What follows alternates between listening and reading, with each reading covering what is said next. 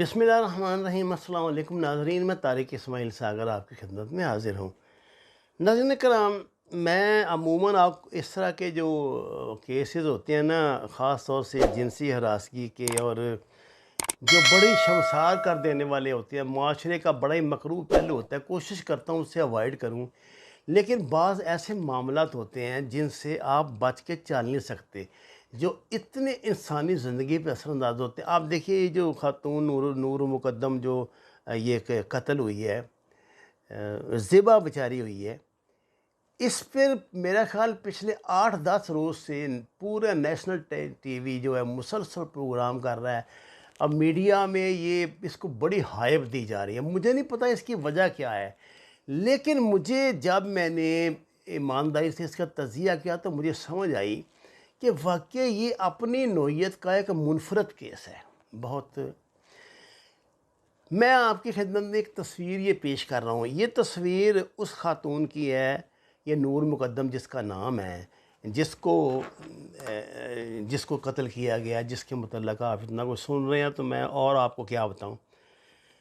इस खातून ने कोविड-19 के हवाले से ना मास्क वग़ैरह जो पहने हुए हैं, उसमें ये जो उस पे जिस्म पे जो जो कोई लिखा हुआ है, ये इतना मकरूह और इतना गंदा और इतना गलीज़ है। ये वो ख़ातून है जो कह रही थी मेरा जिस्म मेरी मर्ज़ी, और इसके जिस्म ने जब अपनी मर्ज़ी की तो जो नताइज निकले उसने पूरे माशरे को झंझोड़ कर रख दिया। नाज़रीन कराम, जो कहानी है मुख्तसर सी मैं आपको बता दूँ। शौकत मुक़द्दम एक साबका नेवी अफ़सर जो 2 ममालिक में मेरे ख़याल सफ़ीर भी रह चुके हैं। इनकी 2 साहबज़ादियाँ और एक बेटा है। दूसरी बेटी का नाम नूर मुक़द्दम था, और नूर 20 जुलाई की शाम हौलनाक तरीके से कत्ल हो गई। इस कत्ल ने पूरे पाकिस्तानी माशरे को झंझोड़ के रख दिया है। जब इसकी तफ़सीलात आप सुनेंगे तो आप हैरान हो जाएंगे। लोग एक तरह से दहशत ज़दा हैं, खौफ ज़दा हैं, जो बेटियों वाले हैं वो भी और जो बेटों वाले हैं वो भी। क्योंकि अब आवारगी जो है, बदबख्ती जो है, ये जो जो जो तूफ़ान उठा हुआ है, ये जिनसियत का, ये बेराह रवी का, ये जितना बच्चों पे असरअंदाज हो रहा है उतने बच्चियों पे भी होता है। जितना बच्चियों पे होता है उतना बच्चियों पे भी होता है। नाज़रीन कराम, एक इससे पहले कि मैं मतलब बात को आगे बढ़ाऊँ, मैं आपको ना एक दूसरी फैमिली का भी तारुफ़ करवा दूँ। ये जो फैमिली है साहब, ये जाफ़र ब्रदर्स के नाम से पता है, एक बड़ा बिज़नेस ग्रुप है। ये जाफ़र ब्रदर्स जो फैमिली है, ये उनसे उनका तल्लक़ है। जाफ़र अरबों खरबों रुपए के ये बिज़नेस करते हैं, पाकिस्तान में भी, अमेरिका में भी, लंदन में भी। जाफ़र ब्रदर्स के एक भाई अब्दुल कादर जाफ़र लंदन में पाकिस्तान का हाई कमिश्नर भी रहे हैं। इनके साहबज़ादे ज़ाकर जाफ़र भी अरबपति हैं। डॉक्टर ज़ाकर जाफ़र का बिज़नेस बरतानिया अमेरिका तक फैला हुआ है। कराची में रहते हैं, लेकिन जिस तरह होता है पाकिस्तान के जो बड़े होते हैं लोग, वो ज़रूर एक मरी में, कराची में, इस्लामाबाद में और बासवात में भी अपनी एक एक कोठी ज़रूर बनाते हैं, जहाँ वक्तन फ़वक्तन रहना पड़ता है। तो इन्होंने भी अपनी 2 घर एक्चुअली बनाए हुए हैं, एक कराची में, एक इस्लामाबाद में, और फैमिली कभी कराची में रहती है, कुछ कुछ इस्लामाबाद में। इस तरह बिखरे हुए हैं लोग आपस में। इनका घर इस्लामाबाद के बड़े पॉश एरिया F74 में बना रखा है। अच्छा, ज़ाकर जाफ़र के 2 बेटे और 1 बेटी है साहब। बेटी जो है ये है बेगम असमत। इनका ताल्लुक़ भी बहुत बड़ी मुल्क की बिज़नेस फैमिली आदमजी फैमिली से है। और ज़ाकर जाफ़र के बड़े बेटे का नाम ज़ाहिर जाफ़र है। यही ज़ाहिर जाफ़र है जिसने ये आज मेरे जैसे बंदे को भी मजबूर कर दिया कि मैं ऐसे इशू पे आपके सामने वीडियो बना के पेश करूं। अच्छा, इनके बड़े बेटे ना, ये उर्फ़ आम में ज़ाहिर जाफ़र कहलाता है। अमेरिका में पैदा हुआ, न्यू जर्सी में बड़ा पला, लंदन में ज़ेर तालीम रहा, आजकल पाकिस्तान में रहता है। पाकिस्तान में क्या रहता है, अय्याशी करता है, کبھی دنیا کے کسی ملک میں، کبھی کسی ملک میں، عموماً جو اس حوالے سے سکنڈے نیو ہے کہ گندے ممالک ہیں، یہ ہانگ کانگ وغیرہ ہے، یہاں اس کا آنا جانا لگا رہتا ہے۔ یہ لوگ جنسی غلیظ جنسی ادویات، بدترین نشے جو ذہنی طور پہ بندے کو بالکل آؤٹ آف مائنڈ کر دیتے ہیں، یہ استعمال کرتا ہے۔ اور باقی اس کی وہی جو ہوتی ہے عمراء کے جو بچے ہوتے ہیں ان میں تکبر اور بدتمیزی اور ظلم اور نشہ اور بے حیائی اور مطلب روایات کا مذاق اڑانا، ماں باپ کے ساتھ الجھنا، انہیں بدتمیز کا، یہ ینگ اس کو یہ کہتے ہیں جی، یہ جنریشن گیپ ہے، یعنی بدتمیزی حرام کاری کو یہ جنریشن گیپ کہتے ہیں۔ اور یہ بھی وہی چیز ہے، میرا جسم میری مرضی، وہ بھی نور مقدم بھی یہی چیز تھی، یہ بھی یہی چیز ہے۔ کہتے ہیں کہ یہ جو بچی ہے نا 19 تاریخ کو عید سے پہلے اپنے گھر سے غائب ہوئی، والدین نے تلاش کیا، نہ ملی، فون بھی بند آ رہا تھا۔ شوکت مقدم نے ڈاکٹر جعفر سے رابطہ کیا، ڈاکٹر جعفر نے جواب دیا میں کراچی میں ہوں، میں نے پتہ کیا لیکن نور ظاہر کے ساتھ نہیں ہے۔ ان کو پتہ تھا یہ رانا ہے ان کا، تو اس نے وہیں پہ جانا ہے۔ والدہ نے تشویش کے عالم میں ہر طرف فون کیا ہے، اس دوران نور کا فون آیا، اس نے والدہ کو بتایا میں دوستوں کے ساتھ لاہور آئی ہوئی ہوں، کل پرسوں تک آ جاؤں گی۔ والدہ مطمئن ہو گئی ہوئی، کوئی پہلی بات تو نہیں نہ تھی کہ وہ اپنے دوستوں عید گھر منانے کے بجائے دوستوں کے ساتھ عیاشی کر رہی ہے، یہ تو ان کی روٹین ہے، اور پھر میرا جسم میری مرضی، تو وہ اس کو کچھ کہہ بھی نہیں سکتی تھی، آگے ان کے بھی اپنے رنگ ہیں۔ اچھا جی، وہ لاہور میں تھی نہیں، میں آپ کو بتا دوں 20 جولائی کو ایکچولی وہ ظاہر جعفر کے ساتھ ایک گھر میں تھی۔ ظاہر جعفر نے شوکت مقدم نے لڑکی کے والد کے ساتھ جھوٹ بولا تھا، اور 20 جولائی 4 بجے نور اور ظاہر کا جھگڑا ہوا، ظاہر نے اسے مارنا شروع کر دیا۔ جھگڑا کس بات پہ ہوا؟ نشے کی حالت میں، جب دماغ قابو میں نہ ہو، جسم قابو میں نہ ہو، گندی گندی فرمائشیں کی جائیں، گندی گندی خواہشات کی جائیں، تو کہیں نہ کہیں جھگڑا تو ہوتا ہی ہے۔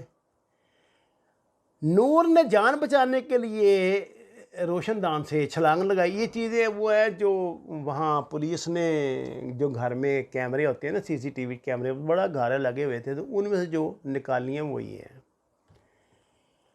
وہ گریل کے اپنی جان بچانے کے لیے ایک روشن دان کھول کے وہاں سے نیچے چھلانگ لگا دی۔ پتہ نہیں کتنا تشدد بیچاری پہ کیا جا رہا تھا۔ وہ گھر کے آگے فرش پہ گری تو زخمی ہو گئی۔ گھر پہ اس وقت 2 ملازم تھے، جمیل احمد اور محمد افتخار، ان میں سے ایک خانسامہ، دوسرا چوکیدار۔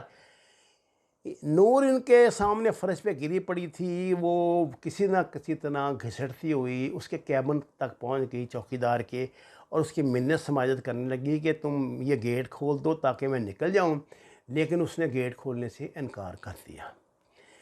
اچھا، اب یہ جب گری ہے اور اندر یہ چیخ چلا رہی ہے، تو باہر بھی جو دوسری کوٹھیوں کے چوکیدار ہیں وہ بھی جمع ہو گئے ہیں، اور وہ یہ منظر اس میں سے گیٹ میں سے دیکھ رہے ہیں۔ اس لڑکی کو جب وہ نشے میں دھوتا اور گالیاں بکتا اور بڑی گندی غلیظ حالت میں نیچے آیا ظاہر جعفر جو ہے، اور اس نے اس کو بالوں سے پکڑ کے گھسیٹتا ہوا نا، اس کا سر مار کے سیڑھیوں میں مارتا، یہ سب مناظر محفوظ ہیں کیمرے میں جو آپ کو بتا رہا ہوں۔ اوپر اسی کمرے میں لے گیا جہاں اس کو رکھا گیا تھا۔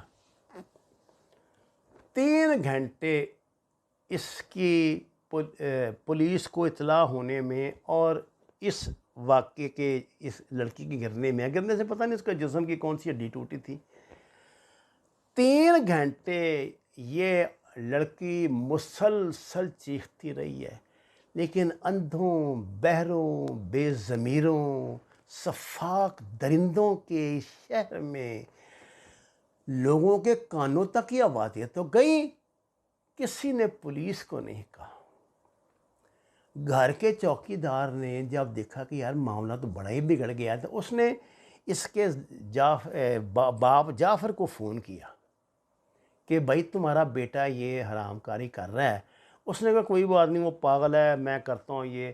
انہوں نے کوئی یہاں تھراپی سینٹر کھلا ہوا ہے اسلام آباد میں، اس طرح کے فراڈ آپ کو پتہ ہے یہاں پہ ہوتے ہی ہیں۔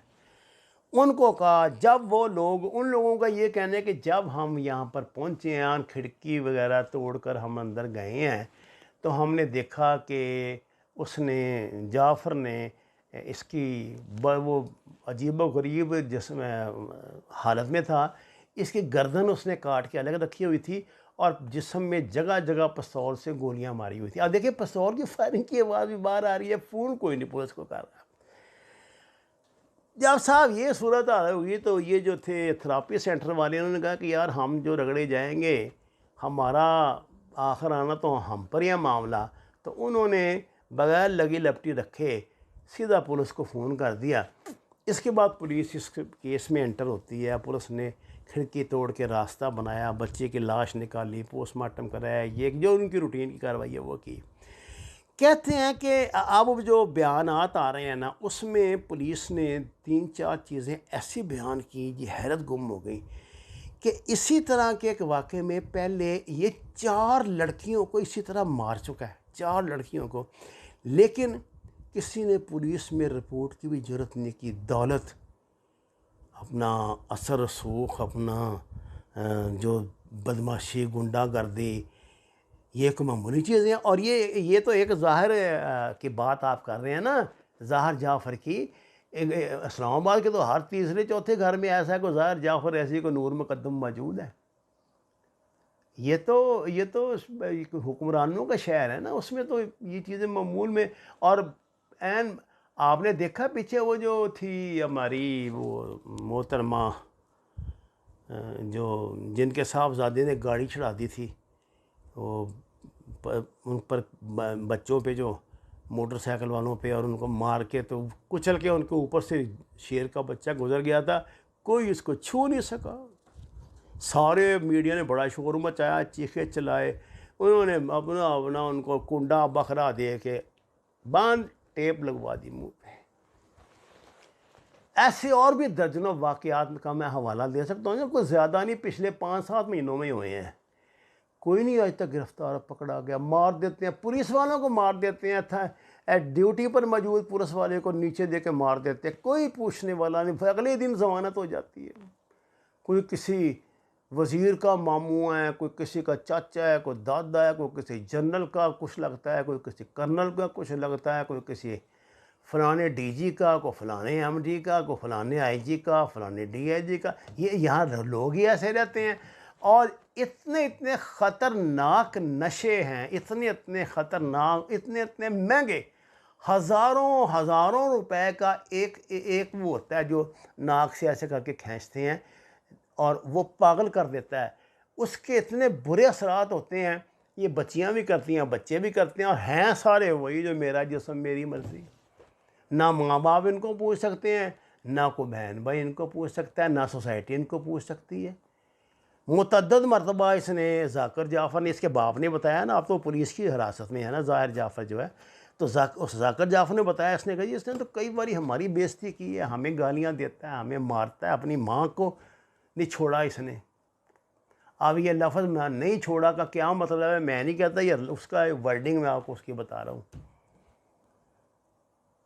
ان لوگوں کو آپ کیا کہیں گے؟ یہ عثمان مرزا کا آپ نے دیکھا جو ویڈیو آپ نے دیکھی تھی، اس میں آپ کیا دیکھ رہے تھے؟ وہ مینیک نہیں نا، بالکل وہ سنجے دت بنا ہوا تھا، اس طرح یہ بھی کچھ بنا ہوا ہوگا۔ اچھا یہ اتنا بدتمیز اور اتنا یہ مطلب بدتمیز ہے، اور یہ کہہ رہا ہے جب وہ پولیس سے پوچھتی ہے کہ کچھ سوال کرتی ہو تو کہتا ہے کہ میں امریکن نیشنل ہوں، تم مجھ سے کوئی سوال نہیں کر سکتے، میرے وکیل کو بلاؤ۔ امریکن سفارت خانے کا ایک بیان اس حوالے سے آیا ہے، اس کے ماں باپ نے بڑے ادھر ادھر مارا نا ہاتھوں، لندن والوں کو، یہ انہوں نے کہا یہ جو عدالت کا کیس ہوتا ہے نا جو پولیس کا کسی ملک میں، اس میں ہم مداخلت نہیں کر سکتے۔ ہاں تمہارے ساتھ کوئی زیادتی ہو تو پھر تم اپیل کر سکتے ہو، مداخلت نہیں ہم کر سکتے، یہ بین الاقوامی قوانین کی خلاف ورزی ہے۔ بہرحال آگے دیکھیے ہوتا ہے کہ وہ علیہ البلاغ مبین۔ ناظرین کرام درخواست ہے قرآن و نماز کو ترجمے کے ساتھ جانیے، ہمارے چینل کو سبسکرائب کریں۔ آپ کا بہت شکریہ۔